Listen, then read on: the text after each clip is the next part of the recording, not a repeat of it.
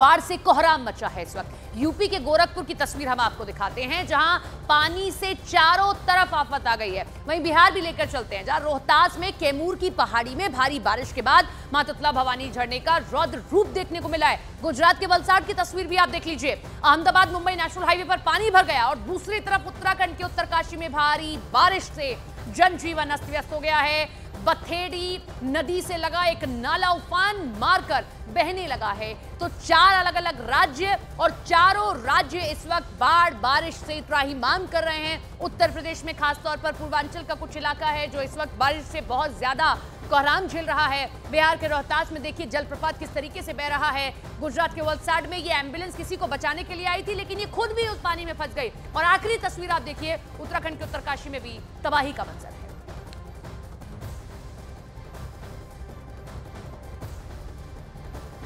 UP के शाहजहांपुर में बाढ़ से लगातार तबाही जारी है। शहर के मुख्य मार्ग पूरी तरह से पानी में डूब गए हैं। लोगों को बचाने के लिए एनडीआरएफ की टीमें लगानी पड़ रही हैं। सड़कों पर स्टीमर के जरिए रेस्क्यू किया जा रहा है। गरा नदी का जलस्तर खतरे के निशान से काफी ऊपर आ गया। सारी इमरजेंसी सुविधाएं ठप पड़ गई। ड्यूनी बैराज से छोड़ा गया पानी शहरी क्षेत्र में तबाही मचा रहा है। नेशनल हाईवे के ऊपर 3 फीट तक पानी भर गया। क्या आप यकीन करेंगे कि ये एक नेशनल हाईवे है, जहां नेशनल हाईवे की सड़क दूर दूर तक दिखाई नहीं दे रही है। पास में जो नदी बह रही है वो अब ओवरफ्लो हो गई है, क्योंकि जो ऊपर से डैम का पानी था जब वो छोड़ा गया तो वो अचानक से नदी में बढ़ता है जलस्तर, और उसके बाद में देखिए किस तरीके से हाईवे तक पे पानी आ गया है। ये शाहजहांपुर का हाईवे।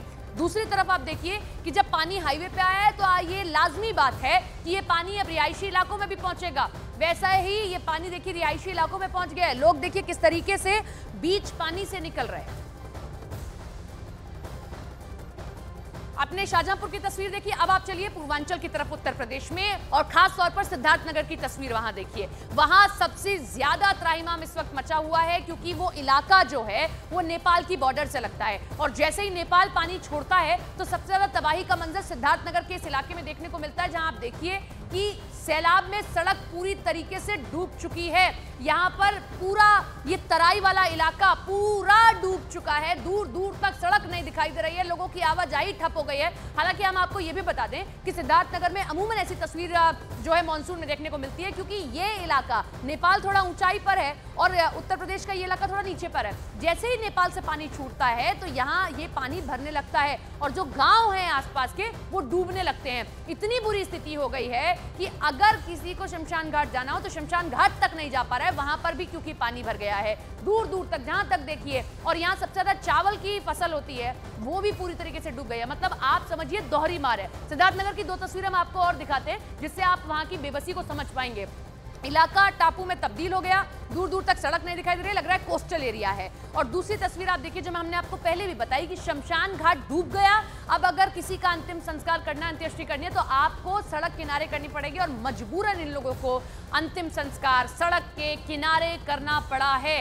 ये है सिद्धार्थनगर की तस्वीर, वो सिद्धार्थनगर जो काला चावल के लिए मशहूर है। लेकिन आप देखिए कि इस बाढ़ और बारिश में स्थिति क्या हो गई है। अब सिद्धार्थनगर से थोड़ा सा दूर आप आगे की तरफ चलिए, गोरखपुर में भी बाढ़ से हालात बिगड़ते नजर आए। राप्ती नदी है यहाँ पर, और राप्ती नदी का जलस्तर जैसे ही बढ़ा वो कई गांव में जाकर दस्तक देता है। गांव के रिहायशी इलाकों में पहुंच गया। हालत इतनी खराब हो गई कि अब नाव का सहारा लेना पड़ रहा है अगर आपको गांव में आसपास चलना है।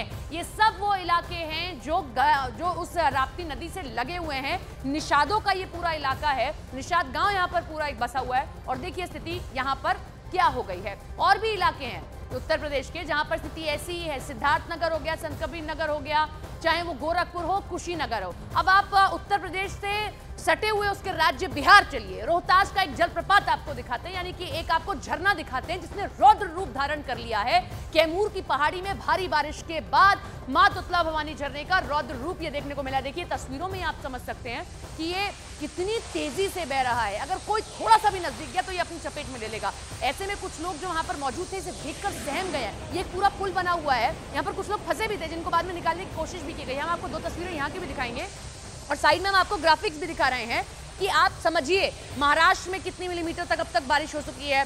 और इसी के साथ दिल्ली में देखिए माइनस में चल रहा है। हालांकि दिल्ली तो देखिए, राजस्थान में 12% ज्यादा बारिश हुई है। दिल्ली में -1%, थोड़ी कम है पिछले साल के मुकाबले। आप देखिए किस तरीके से कम बारिश हुई है। लेकिन बिहार, उत्तर प्रदेश, हिमाचल प्रदेश, उत्तराखंड, ये तो तबाही ही देख रहे हैं। दो तस्वीर, झरने का रौद्र रूप देखने को मिला। जो वहां पर मौजूद था देखकर सहम गया थोड़ी देर के लिए। आवाज को सुनना भी डराता है ऐसे झरना जब बहता है। दूसरी तस्वीर, आफत में जब जान फंसी तो लोगों ने रस्सी के सहारे निकाला है, क्योंकि एक झरना है, एक टूरिस्ट प्लेस है, लोग पहुंचते हैं देखने के लिए। लेकिन जब इतनी तेजी से पानी बह रहा हो तो निश्चित तौर पर अगर कोई वहां पर है मौजूद तो वो फंस भी सकता है। तो जो लोग फंसे थे उनको निकालने की पूरी कोशिश, हर संभव मदद उन तक पहुंचाई गई है।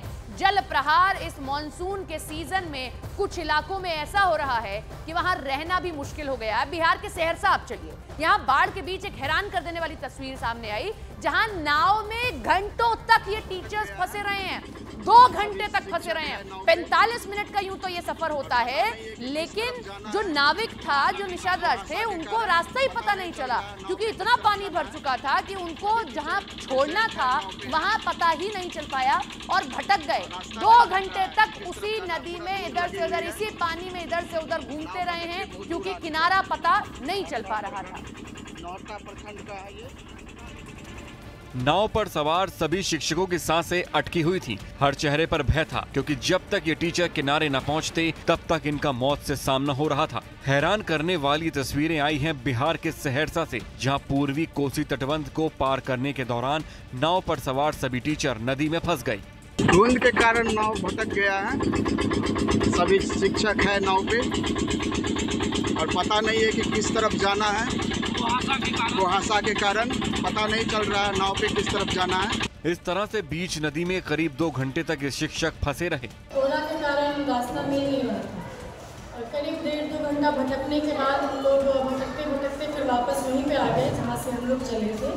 सहरसा में कोसी तटबंध को पार करने में 45 मिनट का समय लगता है, लेकिन मौसम खराब होने की वजह से नाव में सवार टीचर भटकते रहे। बाद में काफी मशक्कत के बाद ये सभी टीचर किनारे आ पाए।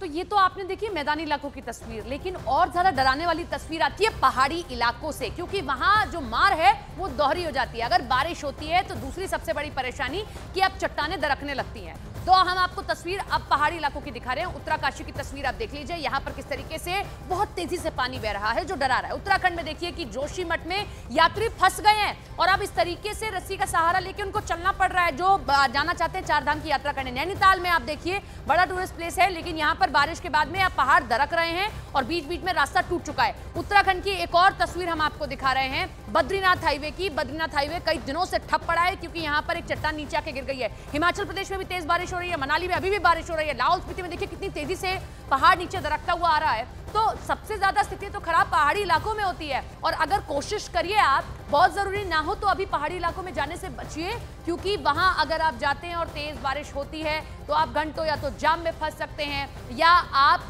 जो है अपनी जान जोखिम में भी डाल रहे हैं, क्योंकि आपको नहीं पता कि पहाड़ी इलाकों में कहां तेज बारिश हो जाए और कहां से जो है रास्ता दरकता हुआ चला है।